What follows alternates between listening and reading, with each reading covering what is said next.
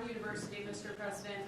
Do you know what the motive of the shooter was? Was it a targeted attack? That's moving along now, and we don't, and we're going to see what happens. Hopefully they're going to capture this animal. Hopefully they're going to capture it. Has Kash Patel told you why it's been so difficult for the FBI to identify who the shooter is? Well, it's always difficult. So far, we've done a very good job of doing it with Charlie, with, the various times this has happened. They've done it in pretty much record time. But you really have to ask the school a little bit more about that because, this was a school problem. They had their own guards, they had their own police, they had their own everything. But you'd have to ask that question really to the school, not to the FBI. We came in after the fact, and the FBI will do a good job, but they came in after the fact. Do you know if it was targeted, Mr. President? No, they don't know that yet, no.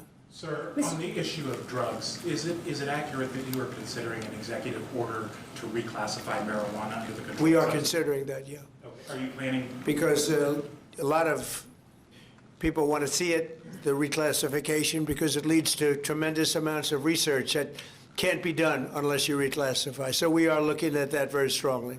Mr. President? Mr. President, Katie? is it true that the reports that you rebuked the Israeli Prime Minister, Please. are the reports that you rebuked the Israeli Prime Minister for the hit on the Hamas general true? And is Israel undermining your efforts to be a peacemaker? No, Israel and I have gotten along very well. My relationship with Bibi Netanyahu has been obviously a very good one. Look, we took out Iran. We wiped out, with that plane right there, we wiped out the B-2 bomber. We wiped out the Iran nuclear threat. And because of that, we were able to make peace in the Middle East. No, we've had a very good relationship with Israel. We actually have a very good relationship with just about everybody in the Middle East. But was that a violation of the ceasefire, the strike on the Hamas general? We're going to have to see. We're looking into that. Mr. President, on the Syria ambush of U.S. forces, do you still have confidence in the Syrian president? I do. I mean, this had nothing to do with him. This is a part of Syria that they really don't have much control over. And it was a surprise. He feels very badly about it. He's working on it. He's a strong man. And no, this had nothing to do with the Syrian government. This had to do with ISIS. What will the U.S. response be? As a response, they'll be hit hard, yeah. Javier Negre, Real America's Voice on Español. First of all, thanks for honoring these heroes. The communists have lost Chile. The pro-Trump candidate, José Antonio Caz, won the elections. Do you think this right-wing wave in the Spanish War is due to your influence? Well, we just had a good one in Honduras, as you know. Had a great election there. I endorsed somebody that was not leading, and he won the election. And we had a good one just a couple of hours ago, I found out, in Chile. The person I endorsed, who was not leading, ended up winning quite easily. So I look forward to paying my respects to him. I hear he's a very good person. Yeah. Mr. President, thank you, Mr. President. This year you fired Democrats from a number of federal agencies, and now going into 2026, there are some key regulators like the SEC, the CFTC that are going to have 0 Democrats. Do you plan to appoint Democrats to fill those empty spots, or do you think that federal agencies shouldn't have Democrat commissioners? Well, do you think they would be appointing Republicans if it were up to them? So, we'll look at it. Look, we want to be fair, but typically they're not appointing Republicans. So you're asking me the question whether or not I'd appoint Democrats. But there are certain areas that we do look at, and there are certain areas that we do share power.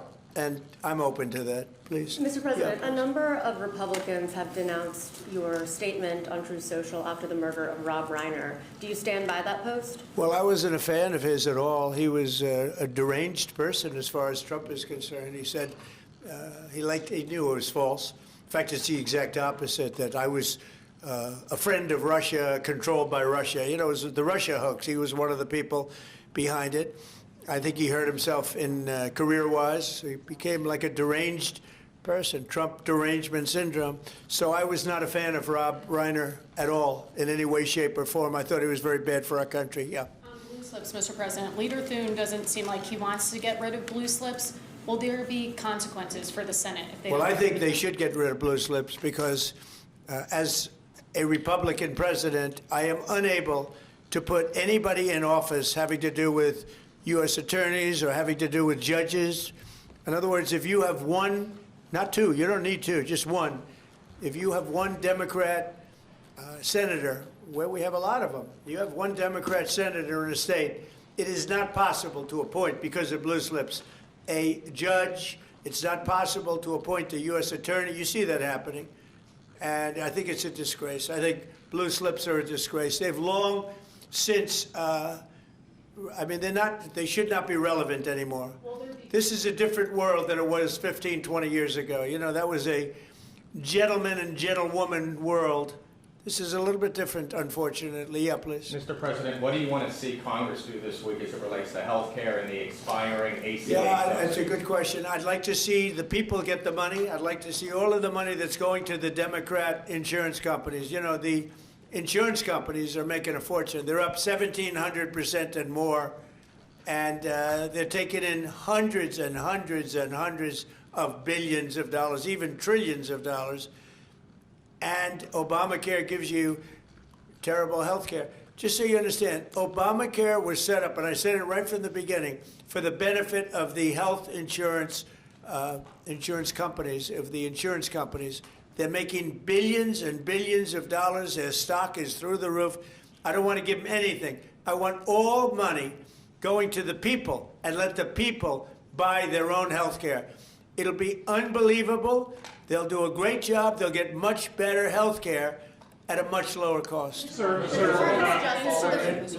would you like Republicans next year to just use reconciliation to do with health care exactly what you laid out, and they wouldn't have to worry about Democratic votes? Well, that or knock out the filibuster. If you knocked out the filibuster, it would all go away. But we have a few people that wouldn't do that. It's crazy. Look, we should knock out the filibuster. And if you did that, we'd get voter ID. You'd have no mail-in voting, all things that make our elections dishonest. And you'd get a lot of other things having not even to do with voting. But Republicans should knock out the filibuster, and we should approve a lot of things. You wouldn't have January 30th looming, because, you know, you have the 30th of January looming. You know that, right? And if we knocked out the filibuster, it would be just a simple approval. But you have some Republicans that they're unable to explain why. You know, if you ask them why, they're unable to explain it. They cannot win the debate.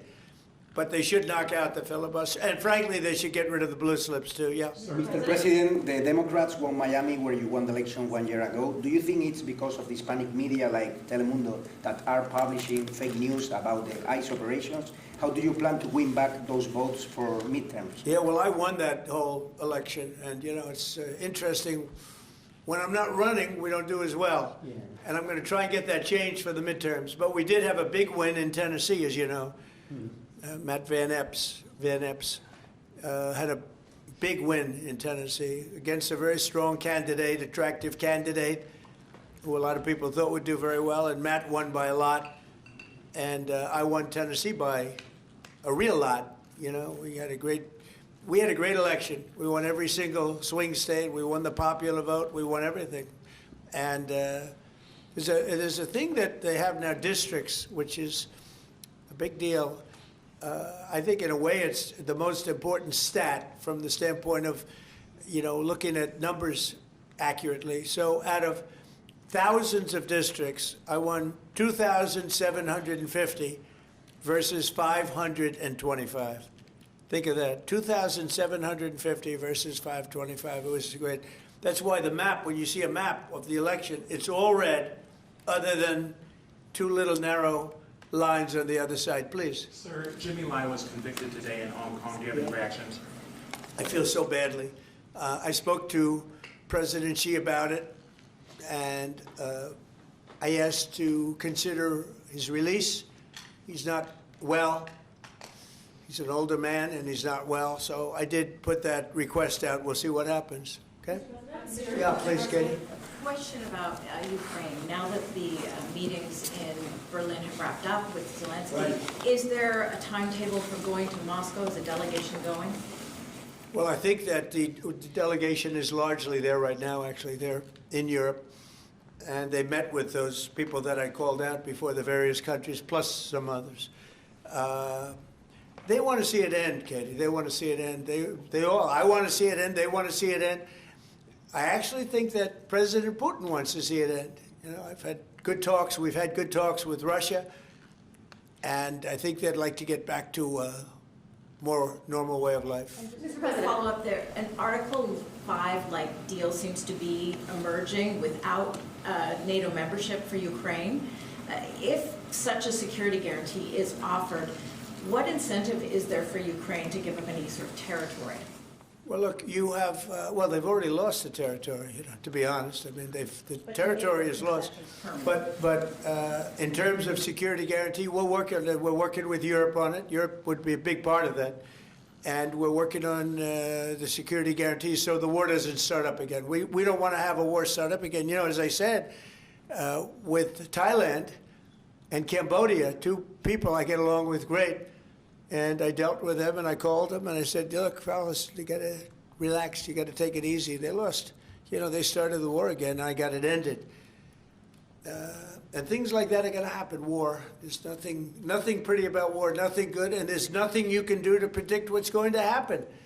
But I think we've made a lot of progress with respect to Russia and Ukraine, I hope. You know, last month, it was close to 27,000 soldiers were killed, mostly soldiers, but 27,000 people, but mostly soldiers were killed last month in Russia versus Ukraine. Is there a time limit on security guarantees? Well, there's no time limit. The time limit is whenever we get it done. I mean, we're going to try to get it done. We're making progress. It's more difficult than anybody could have thought. I would have said that half of the wars that I got settled, some were going for over 30 years, that half of them should have been more difficult, and they actually haven't been. There's a lot of dislike between the two leaders, you know that, and so it probably makes it a little bit tough. Have you spoken directly to Putin? Have you recently spoken directly to Putin? Yeah, I have. On Syria, Mr. President, on the U.S. troops killed in Syria over the weekend, why do we have troops in Syria? Because we're trying to make sure that there's going to be and remain peace in the Middle East, and Syria is a big part of it. The new leader is a strong person, and that's what you need. This is a rough part of the world, and it's been amazing what's taken place in Syria. We got rid of Assad, we got rid of other people that were really bad people, and that were in the way of peace in the Middle East. You know, we have legitimate peace in the Middle East, first time in 3,000 years. And we have 59 countries backing it. And we'll see what happens with Hamas. We'll see what happens with Hezbollah. But regardless, I mean, we have countries that want to go in and clean that out if we want them to do it. But they said, in the case of Hamas, they said that they're going to disarm, and we're going to find out whether or not that's true. Hezbollah in Lebanon has been a problem. We'll see what happens there. But there is legitimate large-scale peace in the Middle East. And if there weren't, we wouldn't have been able to make all of those deals that we've made with the various countries. They would have never been able to do that. If, for instance, if we didn't, with that B-2 bomber right there on the desk, if we didn't, of which we just ordered a lot more of the newer version, totally stealth. They could not see it. They knew it was coming. They had no idea where it was. It was pretty amazing, actually. Every bomb hit its mark perfectly, despite CNN trying to say differently. They didn't know. They just, you know, hoped. They hoped that we didn't, but it turned out that they did. Atomic Energy Commission confirmed it. So did Iran confirm it. They got knocked to hell. But if we didn't knock out their nuclear capability, we would have never had peace in the Middle East, because you would have had a dark cloud hanging over Saudi Arabia, Qatar, UAE, and all the other countries, and they would have never, ever been able to sign an agreement. Yeah, please. How soon do you expect that international stabilization force to be up and running in Gaza? I think that it's, in a form, it's already running. In a very strong form, it's already running. But it'll get stronger and stronger, and more countries are coming into it. They're already in, but they'll send any number of troops that I ask them to send. They want to see peace. We have more than 59 countries. We have many countries that aren't even in the Middle East, but they're fairly close to the Middle East, they want to be involved. So it's been pretty amazing. Mr. President, this week a man named Keone Rodriguez is going to federal prison for creating crypto privacy software. The case was started under the Biden administration, but your DOJ kept it going and secured the conviction. A lot of people in crypto are saying that this man should be pardoned. Are you familiar with the case at all, or would you be interested I've in heard looking about at it. I'll look at it. Why, you think he should be pardoned? Sounds like it. Sounds like, based on your question. Many people in the Rodriguez, we'll look at that, Pam. Okay, let's take a look at it. You know, you'll have to tell me. I don't know anything about it, but we'll take a look. On Friday? Yeah, please. Mr. President, market analysts are calling for a Santa rally. Typically, it's 5 trading days going into Christmas. You know, in the first 2 trading days in January, that's a sign of market optimism. Do you anticipate, along with the historical low gas prices, that continuing into the first quarter? Well, we've had the greatest stock market in history, Brian. We have a stock market that's gone up 52 times to new highs during a 10-month period, my 10 months.